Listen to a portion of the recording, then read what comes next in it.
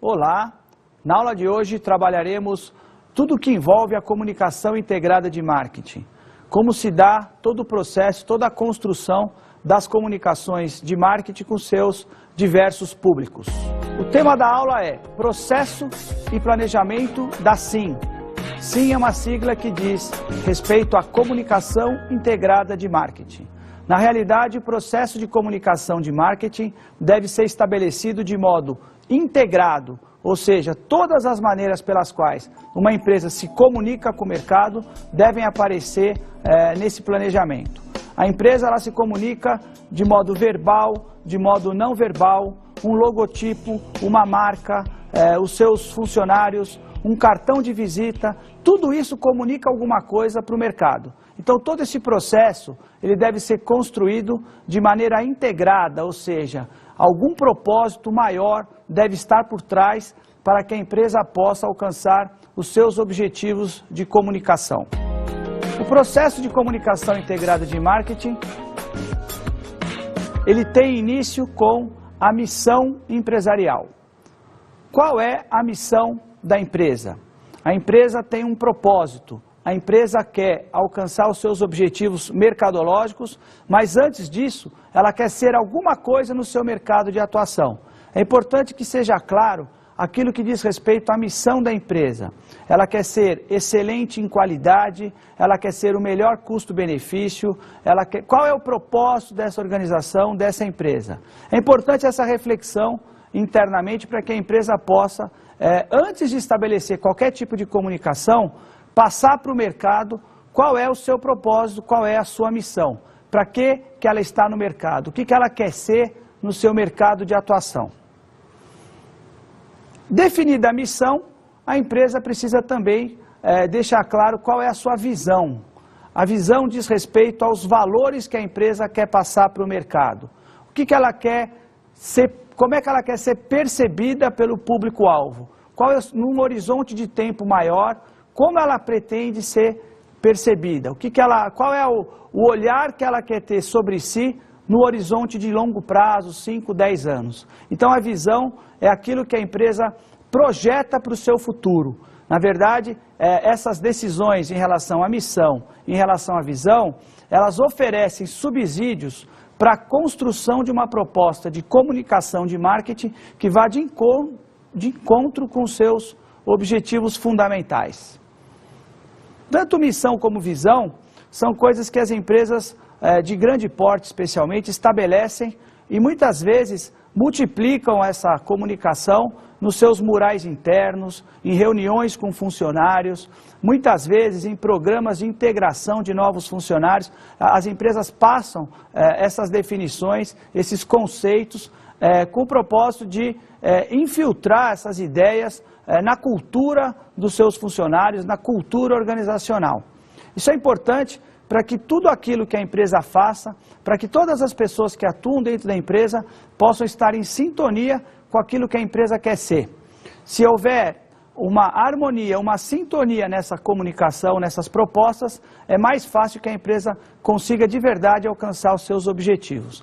Então, pode parecer para alguns que missão e visão seja algo abstrato, algo que não tenha tanto efeito prático na operação ou no dia a dia da organização, mas essas definições elas têm a sua importância sim, especialmente quando as empresas crescem em tamanho, quando elas atuam em mercados, em localidades diferentes. Então elas na verdade contribuem para uma personalidade, para uma identidade da organização e da empresa. É claro que eu facilito a comunicação quando eu consigo ter uma identidade, quando eu consigo ter uma personalidade enquanto organização. E fazer isso em organizações que têm dezenas de funcionários, centenas, em alguns casos milhares de funcionários, é uma tarefa desafiadora, uma vez que as pessoas são diferentes, têm histórias de vida diferentes, elas trazem para dentro da organização o seu olhar, a sua percepção, o seu jeito, e você afinar e tentar criar algumas coisas convergentes, uma sintonia em relação a isso, é bastante difícil. Mas não por isso a gente tem que deixar de fazer. É importante que se faça, até porque quando você consegue isso, a empresa ela transmite para o mercado direta, indiretamente, de todas as formas, aquilo que ela realmente vem a si, qual é o seu papel naquela sociedade, naquela comunidade onde ela está inserida. Vejamos agora no diagrama como se estabelece, então, o processo completo da comunicação integrada de marketing. Primeiramente, como foi colocado agora, a gente começa com a definição da missão e da visão. Tendo essa premissa, sabendo-se qual é a missão da empresa, qual é a visão que ela tem, você começa, então, os passos da análise do processo de comunicação. O passo seguinte diz respeito à análise situacional. A análise situacional, ela passa por 3 análises que devem ser feitas nesse momento. A primeira delas diz respeito aos usuários atuais. Quem são os clientes da empresa, interna e externamente? Como está configurado aí a situação competitiva da empresa naquele momento de análise? É importante se saber aonde se está, para depois, nos passos seguintes, se chegar naquilo que a empresa almeja, em como ela quer se estabelecer em termos de comunicação com o seu mercado de atuação. Em seguida, se faz a análise do ambiente competitivo da empresa. Como é que está a situação competitiva em que ela está inserida? A situação competitiva diz respeito à participação dela no seu mercado de atuação, quais são os seus principais concorrentes, quais são os produtos e serviços que ela tem que atendem demandas específicas, como é que isso está construído até o momento. Então a empresa, principalmente com o passar dos anos, ela vai se estabelecendo e vai firmando posições no seu mercado. Compreender qual é o seu papel, como é que ela está sendo percebida pelos seus clientes, faz parte da análise situacional para que você possa estabelecer novas estratégias. Lembrando sempre que esse processo é contínuo, ele é algo dinâmico e não estático. Uma outra ferramenta importante, um outro dado importante na análise situacional diz respeito ao ambiente demográfico, a área geográfica em que ela está inserida. Quais são as localidades que a empresa está presente? Muitas empresas começam num determinado bairro, dentro de uma cidade, e quando elas vão crescendo, elas começam a atender a cidade inteira, depois cidades vizinhas, depois um determinado estado, depois elas atendem outras regiões, e aí elas vão se expandindo, muitas vezes partindo, por exemplo, de Curitiba, chegando ao Brasil inteiro, outras vezes partindo de Belo Horizonte ou de São Paulo e assim por diante. Outras organizações têm uma estratégia diferente em termos geográficos. O macro atacadista, por exemplo, se estabeleceu primeiro em São Paulo e depois ele abriu lojas em localidades diferentes, em várias capitais. Então hoje você tem lojas do macro, por exemplo, nos estados da região centro-oeste, nos estados da região nordeste, nos estados da região sul, da região sudeste.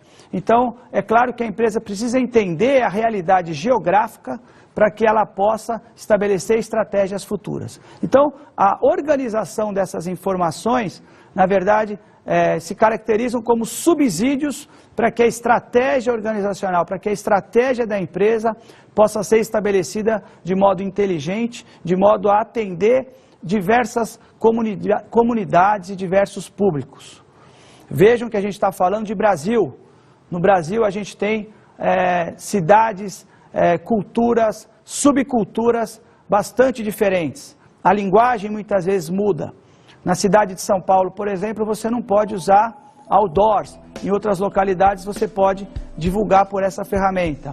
Em determinadas cidades do Nordeste, o atendimento é muito mais pessoal, é tete a tete. Em outras localidades, existe um atendimento mais virtual. Então, dependendo do negócio, dependendo da empresa, dependendo da atuação em que ela está, a análise situacional vai ser caracterizada de um modo diferente. Feita essa análise, a empresa passa, então, a definir os seus objetivos e as suas metas. Os objetivos e metas vão estar inseridos dentro dos objetivos gerais da comunicação integrada de marketing. Objetivos dizem respeito àquilo que se pretende alcançar. Então, dentro desse raciocínio, a análise feita, a missão estabelecida, eu vou ter condições de determinar objetivos e metas de marketing. Objetivos devem ser tangíveis, devem ser mensuráveis, devem ter um horizonte de tempo de curto, médio e sempre que possível de longo prazo. Quando a gente fala de Brasil, é muito comum que as empresas tenham objetivos de comunicação de curto prazo. Numa nomenclatura padrão, os autores costumam dizer que curto prazo é qualquer período de tempo que diz respeito a um ano. Médio prazo, em torno entre 1 e 3 anos aproximadamente. E acima de 3 anos, 4 anos, alguns autores dizem 5 anos, você tem objetivos de longo prazo. É importante que a empresa faça também objetivos de longo prazo, para que ela olhe, faça essa análise ou tenha essa proposta com um olhar de futuro realmente. Nos tempos atuais, 1 ano, 6 meses passam de modo muito rápido e muitas vezes a empresa que não estabelece objetivos de longo prazo, ela acaba se perdendo nesse meio tempo. Então, quando é que a gente estabelece os objetivos? Depois de ter feito a análise da situação. É importante que isso fique claro, porque muitas vezes se comete esse equívoco. Quando se vai fazer reuniões dentro de uma organização internamente, quais são os objetivos da nossa área? Vamos definir os objetivos. Antes da gente falar de objetivos, é preciso ter sido feita uma análise minuciosa do momento mercadológico da empresa, da análise competitiva que ela teve, quais são as relações que ela já estabeleceu com o mercado, com os seus intermediários, com os seus clientes finais, como é que ela está sendo percebida. Então, essa análise preliminar, ela é fundamental para que o objetivo seja consistente, para que o objetivo realmente seja algo que vá agregar o novo para a empresa dentro daquela perspectiva que ela tem e daquela missão e visão que ela estabeleceu previamente naquela etapa anterior. Em seguida, determinados os objetivos e as metas, feitos os objetivos gerais de comunicação integrada de marketing, é preciso se estabelecer um orçamento de comunicação. Quais são os recursos que são necessários para que eu possa atingir esses objetivos? Objetivos demandam recursos, isso é algo natural e deve fazer parte da estratégia de comunicação da empresa. Quando a gente fala de recursos, a gente fala de recursos para mídia, recursos financeiros para financiar investimentos de comunicação, mas também é necessário lembrar que se uma empresa, por exemplo, precisa melhorar a qualidade das suas vendas, você vai precisar de recursos para treinamento de vendedores, para recrutamento de novos gerentes, de novos supervisores, de novos vendedores, dependendo da estrutura organizacional estabelecida. Então, qual é o tamanho do orçamento que eu tenho? Na verdade, vai determinar o sucesso e muitas vezes a qualidade do uso desse orçamento para que eu consiga desenvolver os passos para que esses objetivos e metas saiam do papel e realmente alcancem aquilo que a empresa se propôs a alcançar, naquilo que ela estabeleceu em termos de objetivos e metas. O próximo passo diz respeito ao desenvolvimento da estratégia de comunicação integrada de marketing. Lembrando que estratégia, nesse contexto específico, diz respeito a como eu faço para alcançar aqueles objetivos. Então, o objetivo responde à seguinte pergunta: o que eu quero? E a estratégia diz como eu faço para alcançar aquilo que eu quero. Então, nesse momento, nessa etapa, eu já estabeleci os objetivos, eu já tenho um orçamento, e aí eu vou determinar, então, como eu vou fazer para alcançar esses objetivos. Esse como, no caso de comunicação de marketing, dessas estratégias, fala sobre usar mídias, usar mais vendedores, participar de feiras, participar de eventos, patrocinar alguma atividade, algum show, algum clube esportivo. Então, há diversas ferramentas, há diversos caminhos, e a estratégia vai dizer, então, como eu vou fazer, quais serão esses caminhos que serão traçados dentro da realidade que eu consegui concretizar em cima daquilo que eu tenho de orçamento e dos objetivos que foram previamente estabelecidos. O passo seguinte diz respeito às táticas. Depois de definida a estratégia, vem a tática, que é uma coisa menor que a estratégia, diz respeito às atividades mais rotineiras do departamento ou da área responsável pela comunicação integrada de marketing. Quando a gente fala de táticas, a gente já pensa e vislumbra diversas ferramentas ou diversas possibilidades. Uma delas diz respeito à venda pessoal. Então, dentro das táticas, a gente vai discutir um pouquinho sobre cada uma delas. A gente pode começar pela parte de vendas. A venda pessoal é o trabalho do vendedor propriamente dito. As empresas investem em vendas. O vendedor, ele pode ser interno ou externo. Ele é um vendedor externo quando ele visita as empresas, quando ele vai até onde o seu cliente está estabelecido. Ele, às vezes, é uma pessoa jurídica quando ele é um representante comercial. Ou ele é um funcionário da empresa que tem um roteiro e que normalmente visita as empresas levando as propostas mercadológicas da mesma.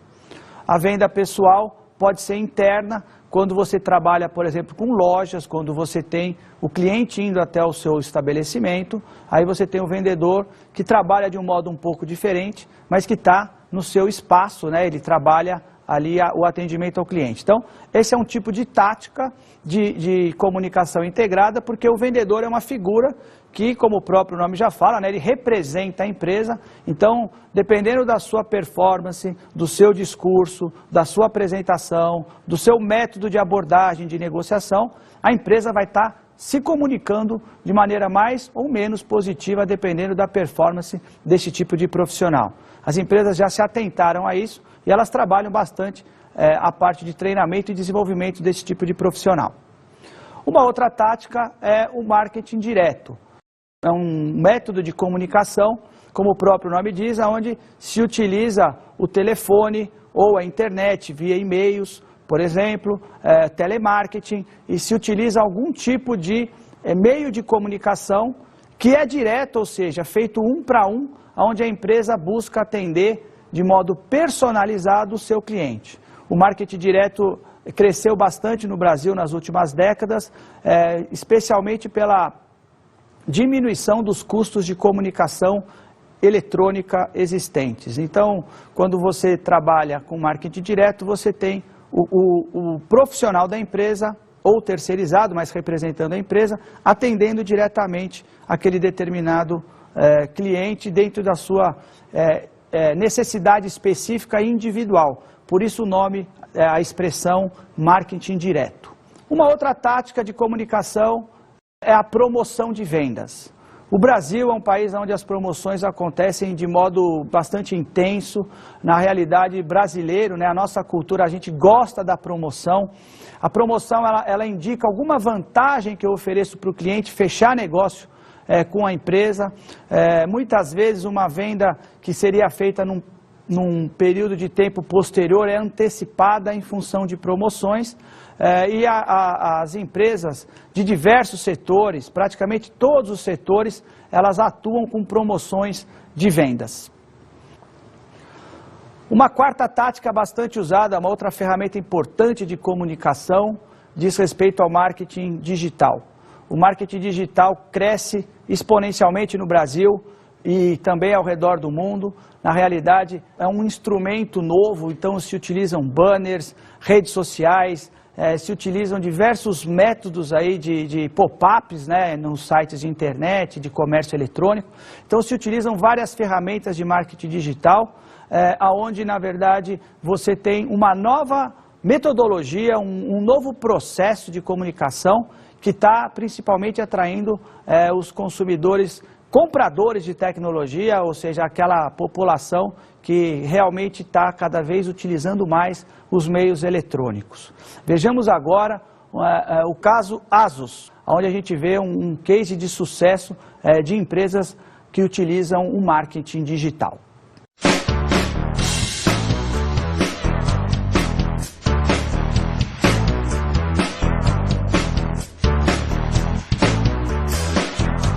A origem da Asus é de Taiwan, uma empresa taiwanesa, mas ela já é uma empresa muito conhecida hoje, líder em alguns mercados na Europa e também nos Estados Unidos. Um produto que é o carro-chefe hoje para a Asus são os netbooks. Essa foi uma categoria que a Asus criou no mundo. A gente tem um mercado também que a gente chama de componentes, ou seja, componentes de computador. São placas-mãe e placas de vídeo.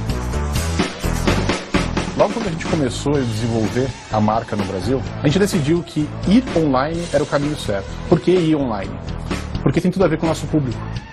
O público hoje de componentes, ele pesquisa muito para descobrir qual é a melhor placa de vídeo, qual é a melhor placa-mãe. E o ponto de partida, em mais de 90% dos casos, é a ferramenta de busca do Google. A gente consultou a SEO Marketing, que é o nosso parceiro junto ao Google. A SEO Marketing é uma agência de marketing de busca e a gente é focado exatamente em publicidade para Google. A gente já de começo, em conversa com eles, chegamos à conclusão que a rede de conteúdo do Google seria a forma mais rápida para a gente conseguir atingir esse público-alvo. Ou seja, usar a parte de banners, a parte de vídeo, isso em sites de terceiros que o Google coloca também os seus banners disponíveis. Em vez de a gente investir todos os ovos em uma só cesta, colocando tudo só nas palavras-chave em busca, a gente começou a investir também em rede de conteúdo, que trouxe um retorno muito maior do que a gente esperava.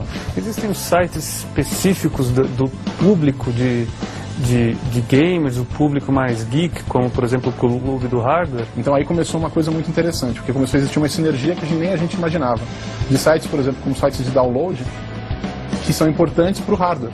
Porque geralmente em sites de download as pessoas procuram drivers do nosso produto. Mas uma campanha que deu muito resultado para a gente foi a campanha do Orkut. As campanhas com banners, com display ads, tiveram um desempenho de até 100 vezes maior do que os resultados com links patrocinados. Eu acho que quando a gente fala de resultado nas ferramentas do Google, a gente chega num ponto forte que o Google tem hoje. Com o Analytics, dentro do AdWords mesmo, do AdWords, a gente consegue perceber quase que diariamente qual é o desempenho que a gente está tendo. É até engraçado, você pega o gráfico mensal da campanha, você consegue ver as variações da gente mexendo na campanha. E vendo que ela sobe, desce, aí ela sobe mais, desce mais um pouco, aí sobe mais, desce mais um pouco. É essa mexida constante que a ferramenta permite a gente fazer, que faz com que a campanha chegue num patamar de desempenho muito acima do esperado. Uma das ações de maior sucesso que a gente fez até agora com o Google foi na hora que a gente casou as mídias, a mídia online com a mídia offline. A gente começou a fazer meia página de jornal de grande circulação no estado de São Paulo. E ao mesmo tempo que a gente soltava essa propaganda, a gente colocava o banner com o mesmo layout, o mesmo desenho e o mesmo varejista online, tudo sincronizado. Durante aquela semana, a gente percebia que quando você junta as duas mídias, você consegue ter um resultado de vendas muito maior. E a gente chegou a ficar sem produto praticamente nesses varejistas que a gente trabalhou, porque a campanha foi feita em conjunto, tanto online quanto offline. Sold out total.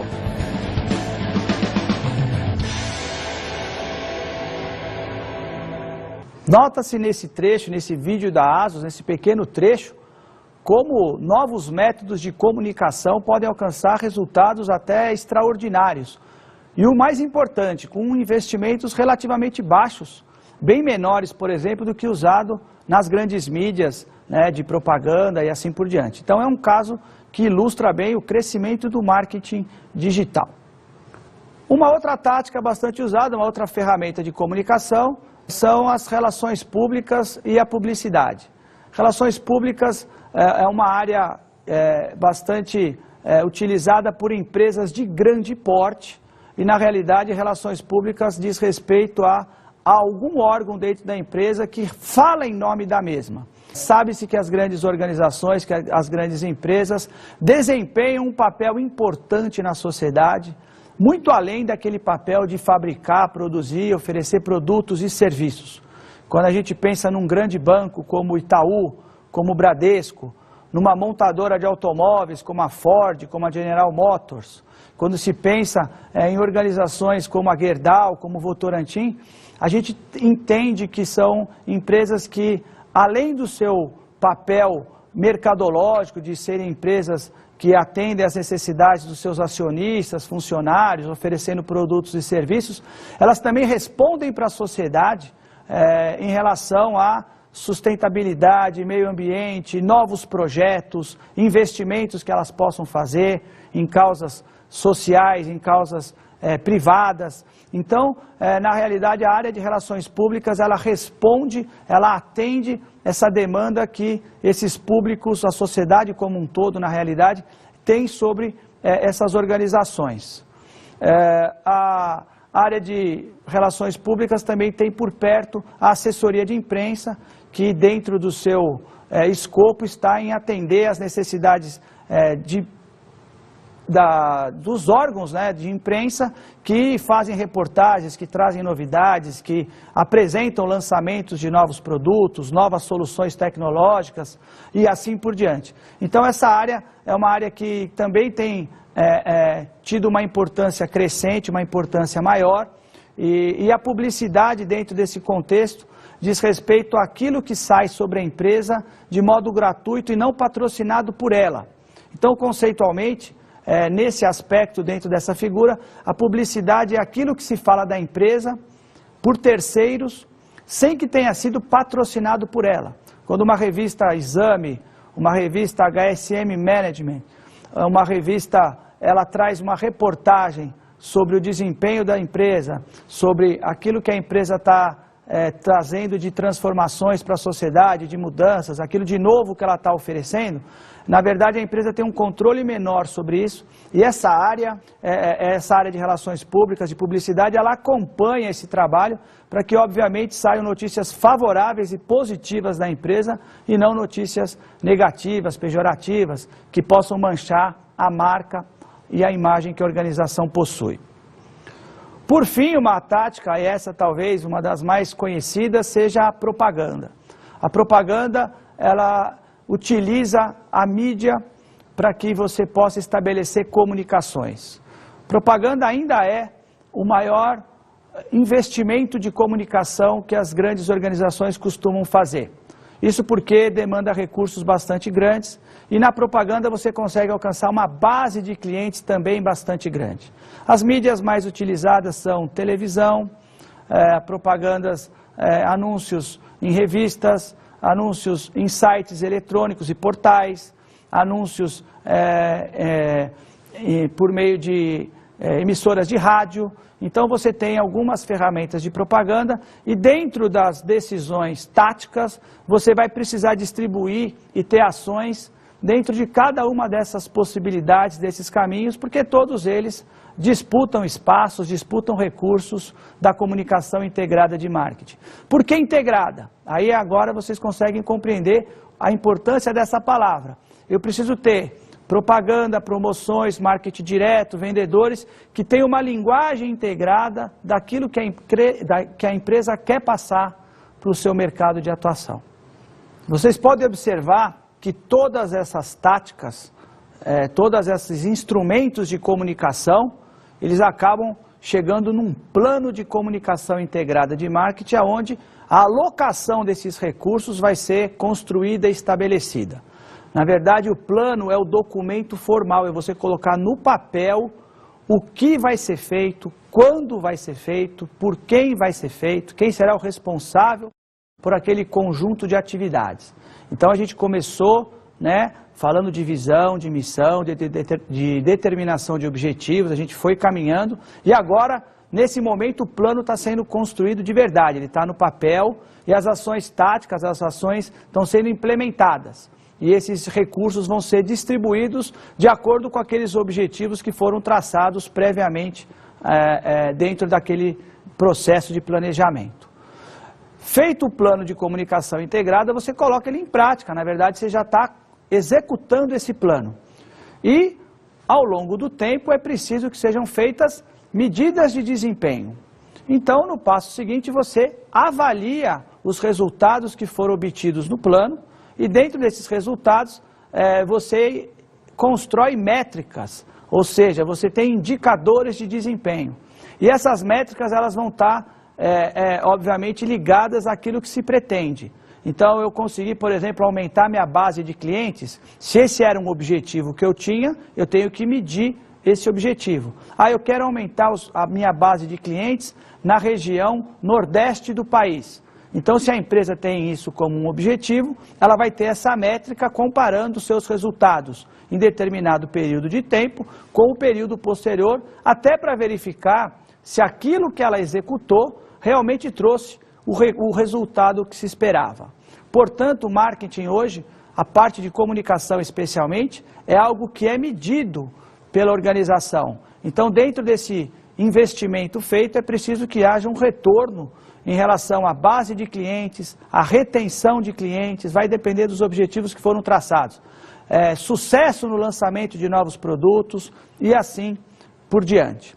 E esse processo, isso é muito importante ficar claro, ele é contínuo dentro da organização, ele não acaba, ele não é estático, ele não deve ser feito apenas uma vez por ano, uma vez a cada 2, 3 anos. Então, assim que os resultados vão sendo feitos, eu vou dando um feedback para o início do processo, para a missão, para a visão, para análise situacional e assim por diante. Então a gente está falando de um ciclo que na verdade é contínuo e ele se perpetua ao longo do tempo. Orçamento de comunicação. Há diversos métodos para se estabelecer comunicação integrada de marketing. Então, como fazer esse orçamento? As empresas discutem isso internamente. Qual é o tamanho do orçamento? Qual é o recurso que eu vou colocar? De onde eu vou tirar? Como é que eu vou prover de recursos financeiros para que eu possa executar todas essas ações? Então, existem alguns métodos. O primeiro deles é a disponibilidade de recursos. No método de disponibilidade de recursos, a empresa, na verdade, ela dá uma olhada no seu caixa, na sua situação financeira, e ela disponibiliza recursos financeiros, olhando de maneira macro para os seus objetivos, e ela determina determinados valores ao longo de determinados períodos de tempo também. Esse método, na verdade, de disponibilidade de recursos, ele é um método executado por empresas que não fizeram de maneira muito apurada a determinação do seu orçamento, e aí há um certo risco, aliás, há um risco relativamente grande de que você tenha poucos recursos em alguns momentos e excesso de recursos em outros.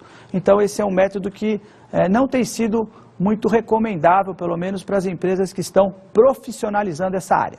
Um outro método, uma porcentagem sobre o faturamento. Nesse método, a empresa, na verdade, ela estima as suas vendas e ela aloca determinados percentuais que podem variar entre 1% e 10%, dependendo da agressividade que a empresa quer ter no seu mercado.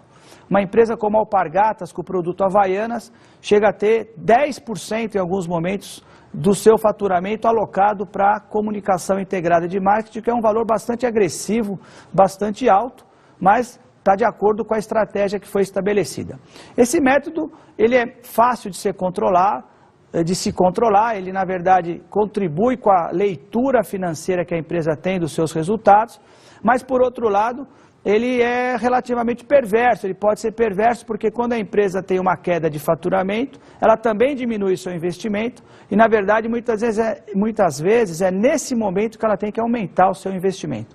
E o contrário também acontece, ela está tendo um faturamento por uma demanda sazonal, ela aumenta o seu recurso e muitas vezes ela poderia até diminuir, não ter esse esforço todo e obter lucros maiores, porque a demanda já está acontecendo espontaneamente. Um outro método parecido com esse sobre o faturamento é uma porcentagem sobre os lucros. Nesse método, a empresa ela observa o quanto que ela está tendo de lucratividade e não de vendas, que são dois indicadores diferentes, e ela aloca parte desse lucro para a comunicação integrada de marketing com as vantagens e desvantagens parecidas com a do método anterior, que é a porcentagem sobre os faturamentos. Um outro método é a paridade competitiva. Nesse método a empresa observa como seus competidores estão atuando e estão investindo em comunicação. A empresa então, ela aloca valores parecidos, maiores ou menores, dependendo daquilo que ela quer, de como ela se vê em relação aos seus concorrentes, aos seus pares. Então, no método da paridade competitiva, a decisão sobre o que eu vou investir em comunicação depende de como meus concorrentes também estão fazendo isso. Um outro método que tem crescido e que tem sido utilizado mais costumeiramente é o método objetivos e tarefas. Nesse método, a definição do quanto vai se investir em comunicação integrada de marketing é mais criteriosa. Por isso que essa definição tem sido mais utilizada em função de você alocar recursos dependendo do objetivo que foi previamente estabelecido. Então esse método ele cresce em importância, ele dá mais trabalho para a organização, uma vez que você vai precisar determinar quais são as tarefas que que demandam aí investimentos, especificar isso. Por outro lado, a empresa vai alocar recursos de maneira controlável, né? De maneira em que ela vai saber controlar aquilo que está sendo executado. Então, você deixa de lado um pouco, nesse caso, a concorrência, deixa de lado um pouco a porcentagem sobre o faturamento e os outros métodos e determina a comunicação de acordo com aqueles objetivos que a empresa traçou. Nesses métodos, então, pudemos observar aí que o orçamento pode ser definido de várias formas e por vários caminhos. Na realidade, é importante que a empresa tenha na sua projeção, no seu planejamento, recursos para a comunicação de marketing, até porque a comunicação ela precisa ser inteligente, precisa ser estabelecida de maneira criteriosa para que a empresa alcance aí o sucesso, os seus objetivos maiores. Na aula de hoje pudemos então observar todos os passos que envolvem o processo do planejamento da comunicação integrada de marketing. Na realidade, esse trabalho é um trabalho fundamental para que a empresa construa a sua marca, para que a empresa construa uma identidade, para que a empresa apresente para o mercado uma personalidade.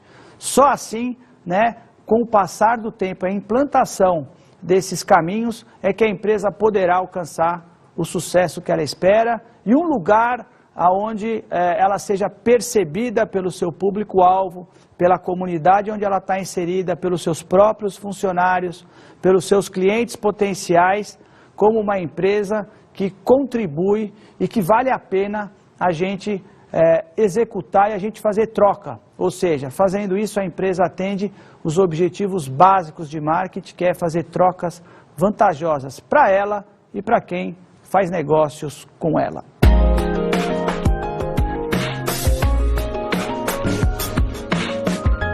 Primeira leitura que a gente recomenda para vocês é o livro Gestão de Marketing, cujo coordenador é o Sérgio Roberto Dias.